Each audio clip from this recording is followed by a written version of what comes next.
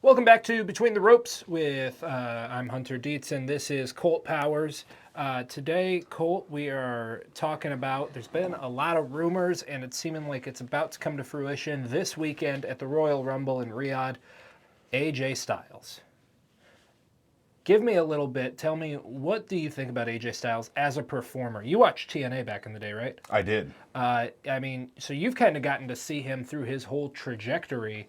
You were even watching, WCW back in the day. You wouldn't have known that he was going to be what he was, but AJ was even on WCW there for a little while at the end. And so just seeing this entire career trajectory more than likely come to an end, if not this Saturday, then probably by WrestleMania. Tell us a little bit about AJ Styles. AJ, I started watching TNA because Sting. I don't remember what came first. I think Sting made an appearance with Jeff Jarrett and had a one-off match. And Macho Man Randy Savage showed up in TNA. So I was like, oh, what's this? Because back when I first started watching it, initially you had to what was it? It was like $10 a week or something, basically a pay-per-view. Yep. So I wasn't that invested where I was like, I'm going to pay this every single week to watch this. But when I had opportunity, I was watching, and it eventually got to a weekly program that you could watch with your, whatever cable service or satellite you had. Sure. But I initially started watching because of Sting, and like I said, Macho wasn't there very long, but I was like, oh, this is something besides WWE, and it's at a time where I'm willing to just take in whatever I can. Plus, it's Sting, so I have to watch. And you have these guys on there, Samoa Joe, AJ Styles, Chris Daniels, and this is, to me, TNA was like a young, I can't say young, but it was like WWE back in the day. They were trying to create stars. Absolutely. And AJ stood out to me as a star, along with like Samoa Joe and whatnot. So I really enjoyed AJ. He was, part of the X division. And, these guys, similar to what WCW would have had with the, with the lightweights. Yep. And some of the luchas, and so that kind of reminded me of that. You can enjoy everything about wrestling. You can enjoy the the high flyers and the lightweights that are flying around ring or X division. Not that they are necessarily lightweights, but they move Different style. Yeah, Yep. they move like that, and then you can also enjoy your heavyweight division, shall we say, with your your Triple H's, your Hogan's, your Ultimate Warriors, your Stone Cold, stuff like that. You know what I mean? And so when I started watching TNA, it was a young AJ Styles, and I'm like, I don't know who this guy is, but I really, really enjoy watching him. So he was a big draw. Once Sting got me through the door, AJ hooked me. Does that make sense? Yeah. So. Yeah, absolutely. And after TNA, AJ winds up in New Japan. He's with the Bullet Club, and I didn't really pay attention to anything outside of WWE until Cody takes over the Bullet Club, and kind of being able to do a little bit of digging on that, realizing, oh, AJ was here. Oh, there's some good matches here, and kind of going back on AJ's career. By that time, he'd already debuted with the WWE, but let's talk about that a little bit. 10 years ago, almost to the day of this Royal Rumble, AJ Styles debuts in WWE. How shocking is that, considering what we know about the outside promotions and guys like AJ who were built outside of the system? It's not so much that it's shocking that they come in, it's just a matter of what is WWE or Vince, depending on who's kind of in charge, what are they going to do with them? Yeah. Sting famously said he didn't want to go to WWE because he felt like he was going to be mishandled. And I feel like he was mishandled in the WWE. But you have guys like Booker T, who some things didn't sit well with people because Booker T's there, Rock comes out, who the hell are you? And it's like, oh, come on, you know who he is. Yeah. I mean, I get it, it's storyline, but some of these guys, they took offense to that type of stuff. So, rightfully so. I mean, WCW was just as big as WWE for a long period of time. Yeah. And, TNA, although I don't feel like it was as big as WWE, I felt like the quality of matches for a long time were just as good. Yeah. And some of them, if not better, than WWE. I mean, they had guys there that were great workers and putting on really good matches and shows. Yeah, absolutely. And when you look at AJ's career in WWE, he debuts at the Rumble, only was supposed to be there through WrestleMania. He was supposed to be a special kind of WrestleMania season thing, and then he was going to go back, and because Vince didn't think that he was going to land. Right. All these people in his ear talking about, oh, you got to get AJ Styles, you got to get AJ Styles. All right, we'll give him a chance. He'll come out at the Rumble and he'll face Chris Jericho at WrestleMania, and and then we'll be done with it. AJ proves himself. Later on that year, he gets in a feud with Cena. He wins the belt, and it's the people reference this old Pro Wrestling Illustrated cover from, I think it's 2007, that's got AJ on one side of it and it's got John Cena on the other side. The faces of wrestling. Yep. You never thought you'd see the two intersect, but there they are. Yep. And so, no pun intended, AJ has this phenomenal career before WWE, and then comes and cements his legacy here. Talk to me a little more about AJ, and I know you got some notes over there. What you? I do. I wrote down. So I knew that you had a lot more experience with AJ in WWE. Yes. So I focused a little more heavy on TNA because that's where I first saw him, and so I wrote down a couple of my favorite AJ matches that if you, the listeners and watchers, would like to go back and check out and see, who was AJ prior to WWE. I think these are, I'd say, some of the greatest hits. I didn't really go more than 3. I got a couple of honorable mentions that because they're personal. Sure. But other than that, I feel like you can go back and check these out and get a sense of who AJ is.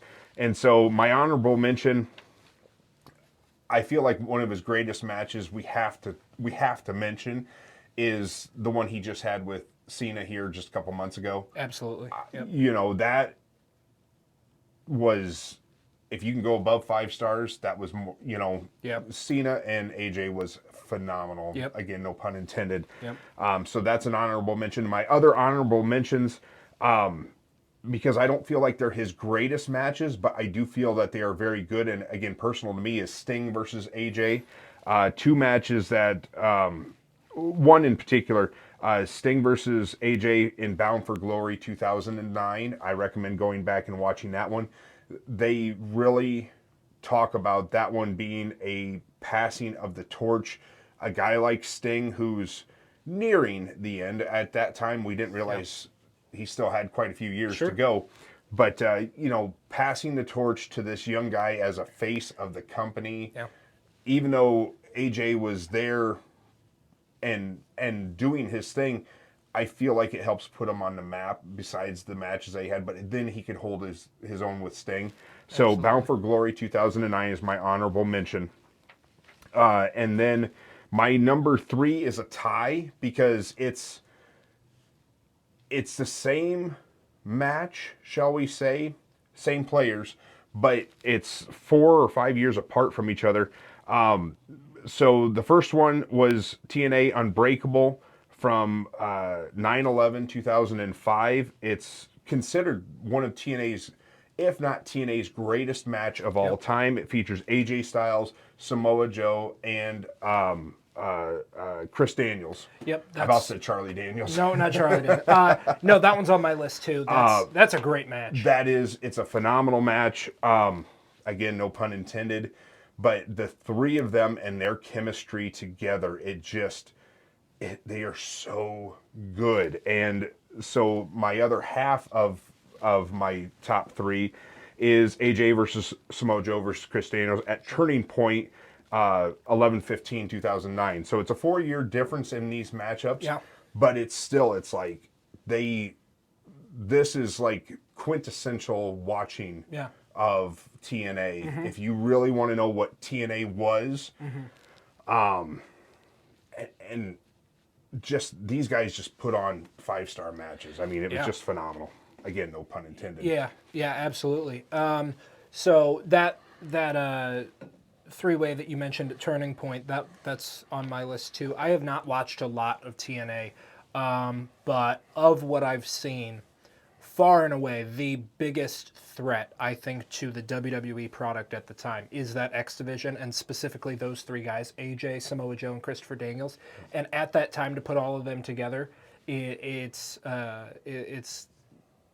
a lethal, dose of poison almost. I mean, not to take a phrase from Vince, but it is, because if you've been watching WWE product and you don't think there's anything else, you see that match and you realize, man, maybe there's something else out here. There is something else out here, and you have to take a good hard look at those guys and be like, there's competition. And I mean, there's plenty of stuff in TNA where if you turn over at the wrong time, you're not going back. I mean, they had the reverse battle royal, the King of the Mountain. They had these really goofy gimmicks. They Curry Man and Shark Boy and all this stuff. I know you're going to defend him. I know.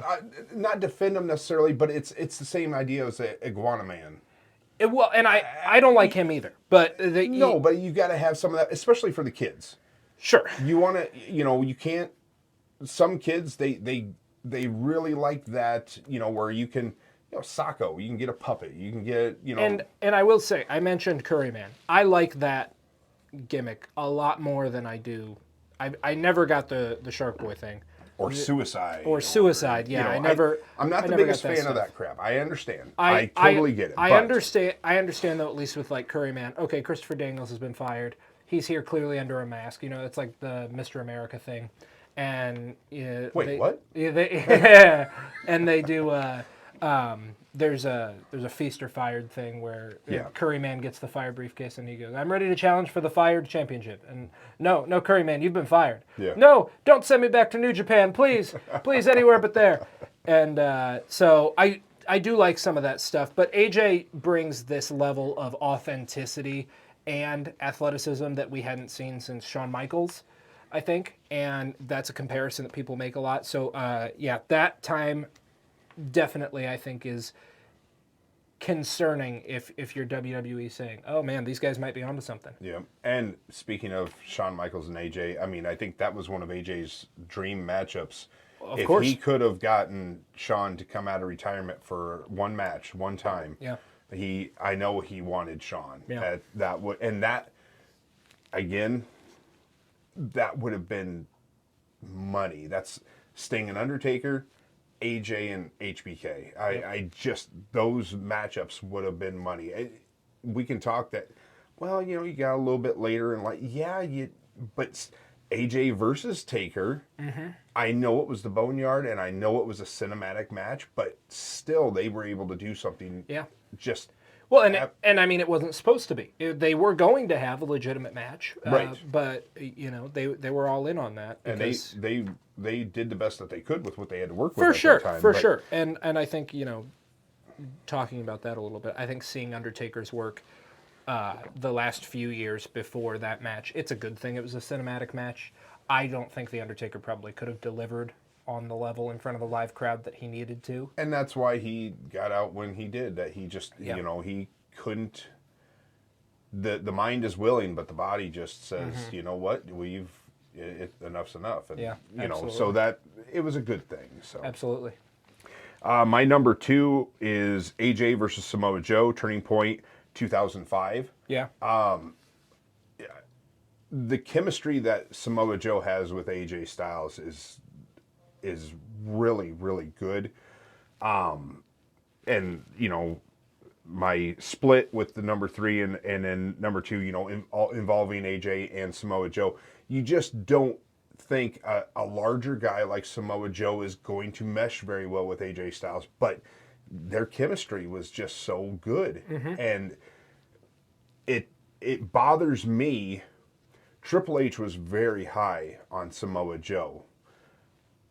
I don't know exactly what it was that happened and why we couldn't get him with, with WWE and making that statement, but it does, that's something that does bother me because he would have been another player, I feel like, Sure. that we could have had. And, now he, in TNA, he did very well. And he's doing well, I think, in AEW currently. Yeah. So, but it's another matchup. Like I said, Turning Point 2005. It's one that I just recommend that if you want to see some of the best of AJ, that's definitely some of the must-watch TNA matches. For sure. Yeah. Well, and my number 2 is kind of the complete opposite of that. A big spectacle match.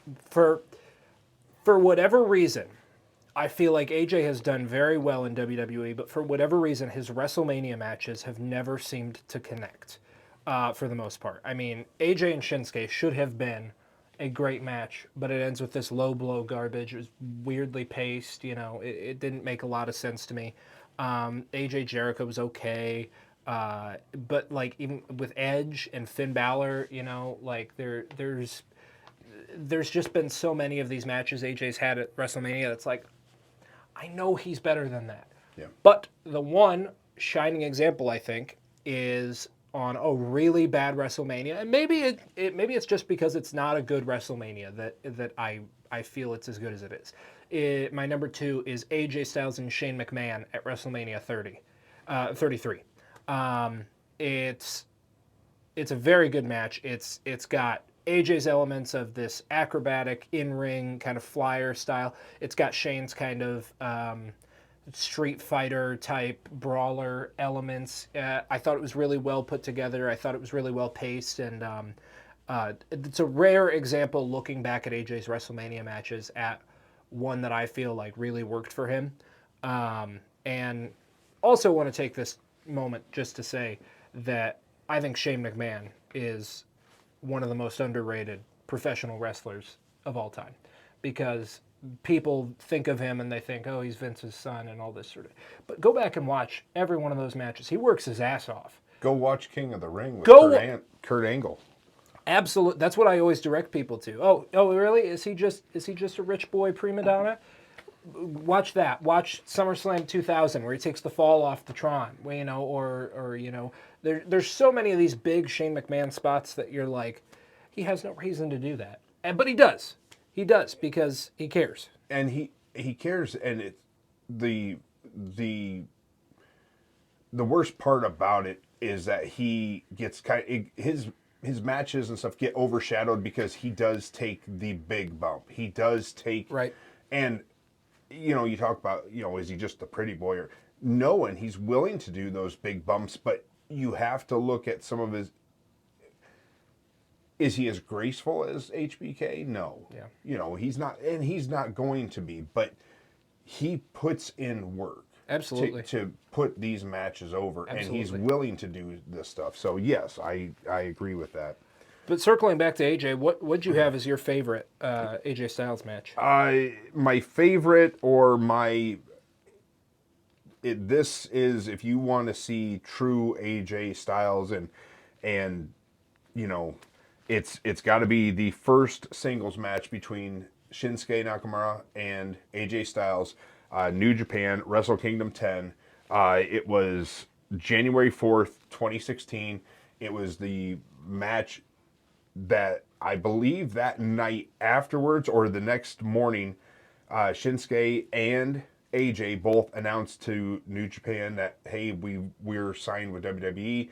We'll be leaving and going there. So this was the first time that they had their singles match, and I thought this match, again, phenomenal. Just such a good, you talk about him and Shinsuke having some weird pacing and stuff. Yeah. We're 10 years older now than what they were with this match. I don't feel like there's any weird pacing. This is just quintessential AJ Styles. Yeah. And him and Shinsuke put on a clinic. Yeah, absolutely. It's a great match, and it's not TNA, it's not WWE, it's New Japan, and so it's a different element, different environment. Yeah. And like I said, the aftermath of it was I think Carl Anderson and Doc Gallows also all announced that they were leaving for WWE at the same time. But the aftermath of this, I think the next night was the last night that AJ appeared on New Japan, and they kicked him out of the Bullet Club, and that's when Kenny Omega took over the Bullet Club. So, lots of things happened from this match. Granted, the booking was, hey, you're going to WWE, so we got to switch this up a little bit. But it was also, if you watched, I assume you did, but any of our listeners there watched the match the other night, at the end they did the fist bump. This was out of respect for each other. They done this fist bump 10 years ago, and it was that show of respect. Yeah. And especially with New Japan, I feel like we talk about different environments and different. New Japan is so different from WWE Really or is. TNA or WCW. I mean, it's a whole different, Yeah, it really is. whole different beast. I don't know how else to describe it. Yeah. And so for these guys to have the match that they did, Shinsuke went over. He retained his Intercontinental title. And then the other night, 10 years later, AJ goes over, which I thought was a nice, if it is a close, it's a nice close to their long history. So. For sure. Well, and for my number one, I don't know how people can not mention this in their top AJ matches. And I know that you were focusing on WWE, so this is why it wasn't in yours. But the Royal Rumble 2017. In the summer of 2016, AJ has this long feud with John Cena. And the build to Royal Rumble 2017 is they've been having this feud. And if Cena can win against AJ's the champion, then he will tie Ric Flair to become a 16-time world champion, cement himself on that level. And they put on one of the greatest matches of Cena's career. I feel like it's one of the greatest of AJ's career, where they barely left the ring. They didn't hit the floor once. You know, it's all this intense action. It's another match I point to. People say that Cena can't work. Go look at this. Yeah. You go look at this match. And just Mauro Ranallo's on play-by-play, and John Cena does the double AA. It's that match encapsulates for me so much of what's great about both AJ Styles and John Cena, and AJ putting John over in that way to break that record. I felt like it was just such a good moment to end their rivalry, to give Cena that moment, and to cement AJ as one of the greatest workers of all time. Yes. And, we talk about, you just mentioned that, AJ's WrestleMania matches just haven't been quite, he's better. Not everybody, Triple H is another one that you look at his body of work. He's had great matches. He can work him, Shawn Michaels, Ric Flair. These guys AJ, they can work with a broom and make the broom look so good. But sometimes, and they've said it themselves, that we get to that big match, big event, and it just does not always and I honestly think we're going to see a little bit more of things like that without the live events. And I'm seeing more and more. I was watching a podcast with Cody Rhodes talking about the same thing. They need those live events. Absolutely, they do. And AJ being 10 years older and getting ready to finish off his career, because he's sore. I get it. I love when he came, what was it, 2 years ago he came back and just jacked. It's like, whoa, this was another evolution, another stage of AJ. I was like, wow, this is great. For sure. And so, because he's not going to take the bumps that he took in the X division. He's not going to take. He's not doing any more Ultimate X matches. No, he's not doing the Ultimate X or Destination X where he's hanging up above, and he's not doing that anymore. No. So for him to evolve the way he's evolved over the years, I think is just another. my hat's off to him, and he is, to me, he's very underrated. And he should go on some of the greatest of all time wrestlers. For sure. I don't feel like he gets his due credit, and he's one that I would definitely put up there in probably my top 10. Yeah. Especially most fun to watch. Yeah, absolutely. Well, looking forward at the Royal Rumble, we've got this Gunther AJ career-threatening match. It's pretty clear to me that they're trying to make Gunther the new legend killer, and I'm all for it. Once he puts AJ away, though, who's next? Because that makes Goldberg, Cena, AJ. The last, I'll say, long-term legend that we have going currently is Randy. Yeah. And that it's bad enough. I mean, we've lost Cena. Yeah. We've lost Cena. AJ wants to wrap things up, which it really does. I mean, it kind of kills me because, we have a great lineup of stars, but they're kind of part-time, and they're, and it's like, oh, so we're going to potentially lose AJ.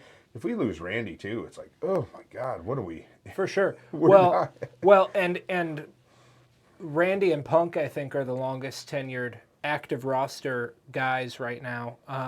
When they hang it up, assuming they follow the path of Gunther retires them, I wonder almost if you do something along the lines of what they did with Randy, where Gunther's the new legend killer, and we're just bringing people out of retirement just to retire them again.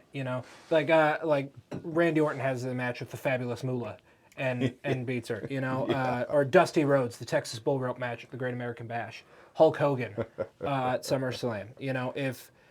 If Gunther starts doing things like that, and I don't know who really fits that role of like they don't really wrestle anymore, but they could come back for one more and get put down by Gunther.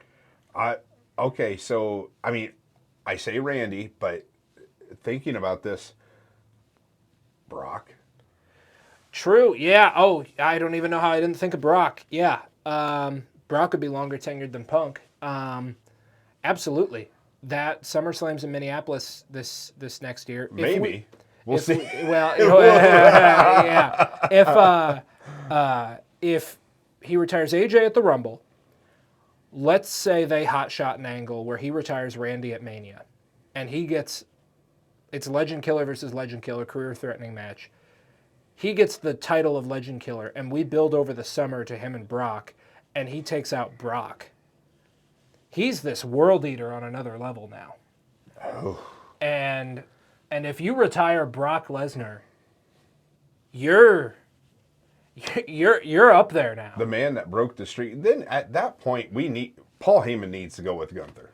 Yeah. Oh, absolutely. We need Paul and Gunther together. Absolutely. I think that's how Paul finishes his career. Is with Gunther. Is with Gunther. I think so. And then I think Gunther puts him through a table and it kills him. Yeah. Okay. At least in kayfabe. In kayfabe, okay. Yeah. All right. Well, like I said, AJ, and the reason we decided to kind of do this today is because, it was a good match. I mean, it wasn't the worst thing I've ever seen. Yeah.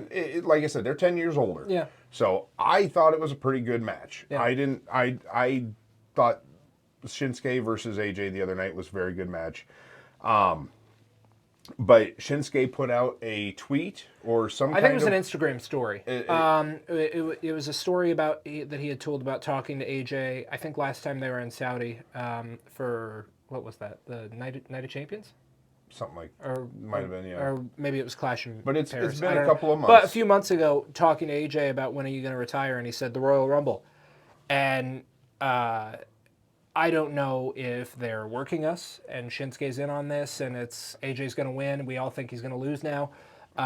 That's why I'm leaving open the possibility of, a WrestleMania retirement. But if that's the case and that's kind of the path that we're heading down with that, and him wrapping up this weekend at the Royal Rumble in Saudi Arabia, what a career for AJ Styles. And for him to get to do it one more time with Shinsuke, I think is very poetic. It is. And it's after he posted that and said, it really got me thinking. It's like, have we been watching AJ's retirement tour this whole time and we didn't know? And that, as much, I'm not paying the ticket prices that they're asking right now, but I really wish I could see AJ live one more time, because that's, yeah, I will settle for a big match with him, whether it's at the Rumble or whatever. But yeah, I want to look. I want more time. Yeah, absolutely. Our heroes they start to slowly, for a while there, they've been dropping off, and then slowly we're just losing more and more heroes. Mm-hmm. Yeah, we've got our Cody Rhodes and Matt Cardona. And we still have some great wrestlers, and we do have some young guys that are coming, but man, our guys, they keep dropping off. Yeah. It's like, oh, it hurts. Yeah. Well, and that's a shame, but it is the nature of the business, and we're just in one of those transition periods where everybody's retiring now. So that being said, we've now talked about the phenomenal career of AJ Styles. Colt, any closing thoughts? If this is the last match we're going to see with AJ, I doubt he's going to see this and watch this, but if he does, thanks, AJ. Yeah, absolutely. Thank you. Absolutely. So we'll be sure to stay tuned for the Royal Rumble, January 31st. You can watch that on ESPN Unlimited through Hulu and all sorts of different ways, or by pirating it, I guess. You could do it that way. Yeah, you can pirate it. You can pirate it. Is it on WWE Network? Still exists outside the U.S., doesn't it? I think they just closed the last. Did they? I think so. I think it was just in Germany. I feel like they closed that now because of the Netflix deal. Yeah, I get confused what we can watch things on. They've really complicated it. It's hard. Everything's football. Everything. It's everything's complicated. Don't overcomplicate I know this stuff. I know it. I miss the network. Me too. I wish it was all everything. $9.99. Yes, $9.99, and everything was there. And I don't want to pay satellite for SmackDown and make it all on one. Yeah, that'd be nice if they could do that. But Paul, listen to us. One network, just one place to watch all this. I think it's out of Paul's hands. But somebody else. I don't know who we got to talk to. Nick. Okay, Nick. Nick Khan. Nick Khan, listen to us. We just want one spot to watch our wrestling.